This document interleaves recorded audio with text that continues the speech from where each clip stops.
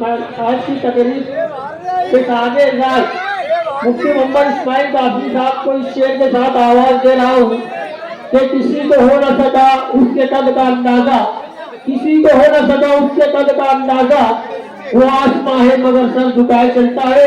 मुफ्ती मोहम्मद इस्माइल काफी साहब।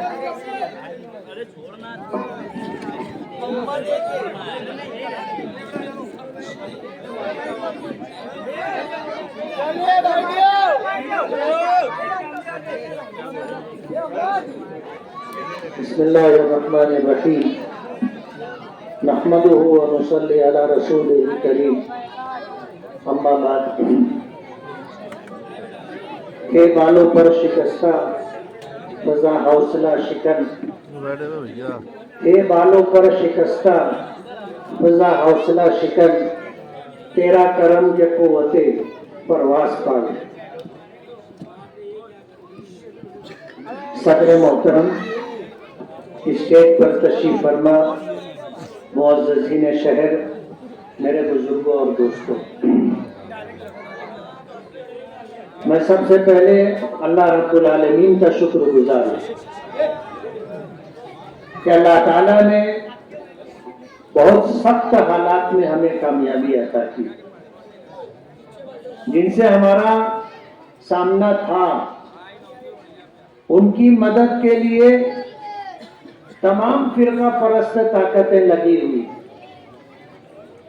Parliament election हुआ, बीजेपी के उम्मीदवार को मालेगांव के लोगों ने शिकस्त दी और 6 असेंबली हलकों में से 5 असेंबली हलकों से बीजेपी के उम्मीदवार को 1,95,000 वोटों की लीड हासिल की और वो ये समझ चुके थे कि हम जीत गए और धुलिये में बड़े बड़े बैनर लग चुके थे और क्रेन के जरिए से बहुत बड़ा फूलों का हार बीजेपी के उम्मीदवार को पहनाया गया।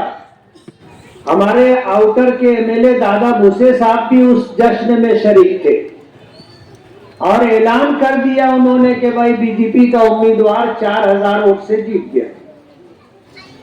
लेकिन मालेगांव की वोट जब आई तो वो 1,95,000 वोट की लीड खत्म हो गई और बीजेपी के सामने जो उम्मीदवार शोभाताई बच्चाओ थी वो 3,800 कुछ वोटों से जीत गई। बीजेपी के लोगों ने पूरे महाराष्ट्र का सर्वे किया कि हमारे उम्मीदवार कहां कहां हारे और क्यों हारे। सर्वे में मालेगांव उनके सामने आया और आज के चीफ मिनिस्टर फडणवीस ने मालेगांव के वोटरों को ये इल्जाम दिया कि इन्होंने वोट जिहाद किया है। क्या किया? वोट जिहाद। पहले लव जिहाद चलाए, फिर लैंड जिहाद चलाए, फिर उसके बाद हारे तो वोट जिहाद चलाए। तो उन्होंने मालेगांव के वोटरों ने जो वोट एकजुट होकर के बीजेपी के खिलाफ दी थी उसकी सजा देने का फैसला किया और वो मुझे देने का फैसला किया कि इनकी वजह से मालेगांव का माहौल हमारे खिलाफ हुआ है, इसलिए इनको गिराने का। हमारे सामने जो उम्मीदवार था तमाम फिरका परस्त ताकतें उसकी मदद के लिए मालेगांव आ गई और साम दाम दंड भेद सब लगा दिया उनके साथ। उनकी तरफ से जो फंडिंग हुई तो हमारे सामने जो उम्मीदवार था उसने 3 लाख वोटरों को पैसे बांटे, ऐसा उनका बोलना है। और उनका ये सोचना था कि 1.5 लाख लोग तो वोट देंगे। हमने अगर 3 लाख लोगों को पैसे दिए हैं तो 1.5 लाख लोग तो हमको वोट देंगे, तो हमको 1.5 लाख वोट मिल गई, हम जीत गए।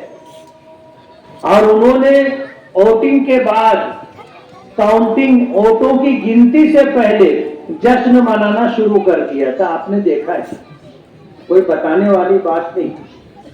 लेकिन जब ये कुदरत को भूल करके चल रहे थे, अपने फिरका परस्त आकाओं की शय पर, उनकी मदद और हेल्प पर उनको ये गुरूर और तकब्बुर था कि हम जीत चुके हैं कुदरत को भूल करके बात कर रहे थे। कुदरत ने उनको इतने कम वोटों पे ला के गिराया कि ये 5 साल बिलबिलाते रहे। पहले 38,000 वोटों से हारे थे, तो 5 साल इसी उधेड़ बुन में थे कि इतनी ढेर वोटों से कैसे हार गए। अब वो खड्डा भरने के लिए उन्होंने सारे जतन किए। अब कुदरत ने लाके उनको 162 वोट से हरा दिया। अब ये 5 साल परेशान रहेंगे। क्या थोड़ा सा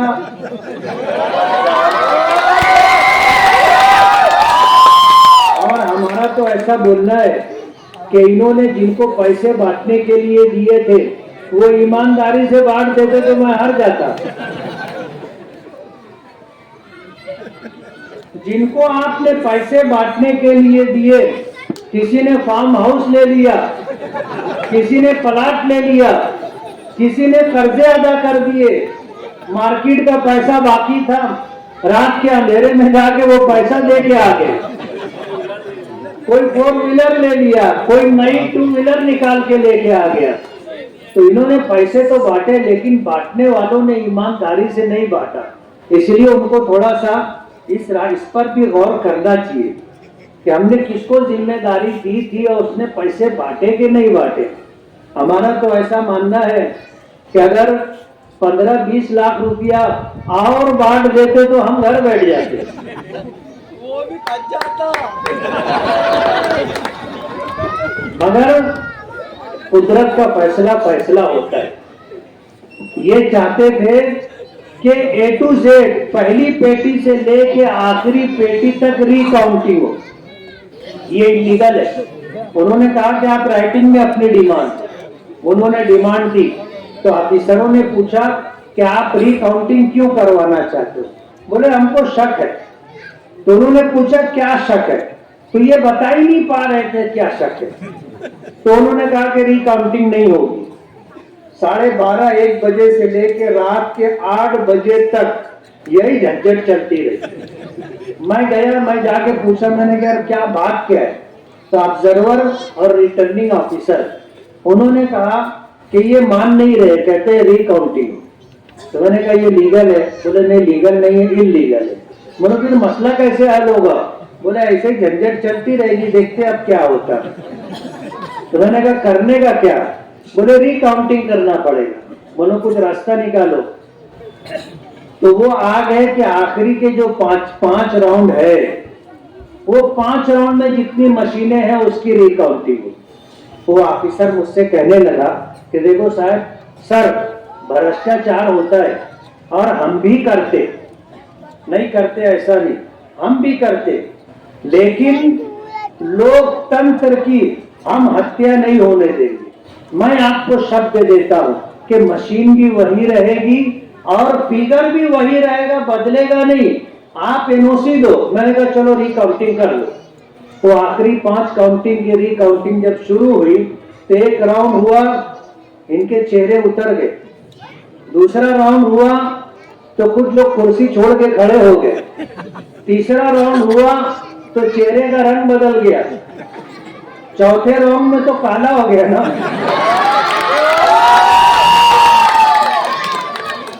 5वां राउंड से पहले ये मुंडी झुका करके सब बाहर निकल के चले गए। वो एक हाफिज साहब है, उनके साथ लगे रहते। वो जब काउंटिंग हो रही थी तो हर राउंड के शुरू में वो बोलते थे शुरू कीजिए इमाम साहब। ये हमारा सिकंदर के बाजू में बैठे थे। जब आखिरी राउंड आया तो सिकंदर ने कहा बड़ी मैयत है, शुरू कीजिए इमाम साहब, बड़ी मैयत है, शुरू कीजिए इमाम साहब।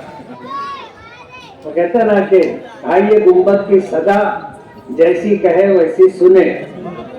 वो बार बार बोलते थे शुरू कीजिए इमाम साहब। आखिरी राउंड में उनको सुना दिया कि बड़ी मैयत है, शुरू कीजिए इमाम साहब। मैं आप लोगों का, पूरे मालेगांव वालों का बहुत बहुत शुक्रगुजार हूँ कि आपने मुझे फिर काम करने का मौका दिया। ये रोड इलेक्शन से पहले मंजूर हो चुका था, लेकिन आचार संहिता की वजह से रुक गया था। इलेक्शन के बाद हमने अल्हम्दुलिल्लाह ये रोड आपको बना करके दिया है। और इसी के साथ 6 गलियां इंशाअल्लाह बनेगी। कुछ इधर की गलियां हैं, कुछ इधर की गलियां हैं। इंशाअल्लाह वो 6 गलियां भी हम बना करके देंगे। और मालेगांव शहर के अंदर ऐसे हमारे बहुत सारे काम हैं जो अभी होना बाकी है। और ये काम पिछले टर्मों के, आप दुआ करें कि वो सारे काम हो और ये 5 साल में अल्लाह हमसे इस शहर का नाक नक्शा बदलने का काम ले दे। हम कोशिश करेंगे कि शहर को रोजगार भी मिले और शहर में बच्चों को तालीम भी मिले।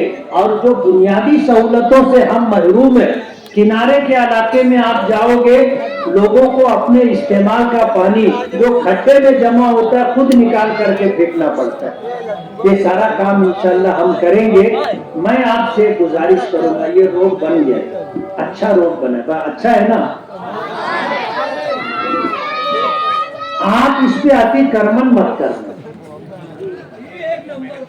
ये गुजारिश है आपसे।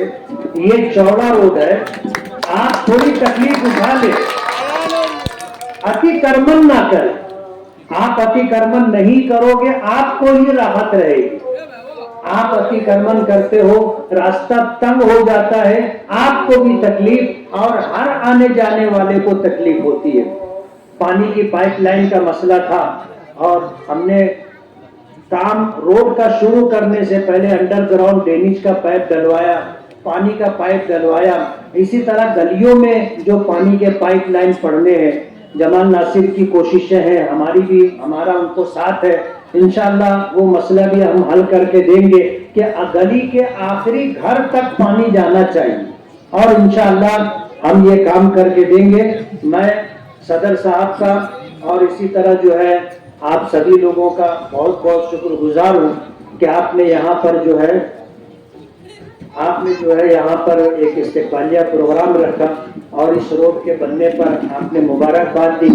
इस प्रोग्राम में साबिर नूरानी साहब, हमारे नाजिम खालू हैं, जमाल नासिर है और गोरिया है और भी बहुत सारे हमारे साथी हैं, मुबीन है। सभी लोगों का मैं बहुत बहुत शुक्रगुजार हूँ। अभी हमने एक मरहला तय किया है, असेंबली इलेक्शन जीता है, अभी दूसरा मरहला कारपोरेशन इलेक्शन का बाकी है। ये कारपोरेशन इलेक्शन अगर हम जीत लेते हैं तो हमको पूरे शहर में काम करना आसान हो जाएगा। दुआ करें कि अल्लाह वो कामयाबी भी अता फरमाए। बहुत बहुत शुक्रिया। अगर आपने अभी तक हमारा चैनल सब्सक्राइब नहीं किया तो हमारे चैनल को सब्सक्राइब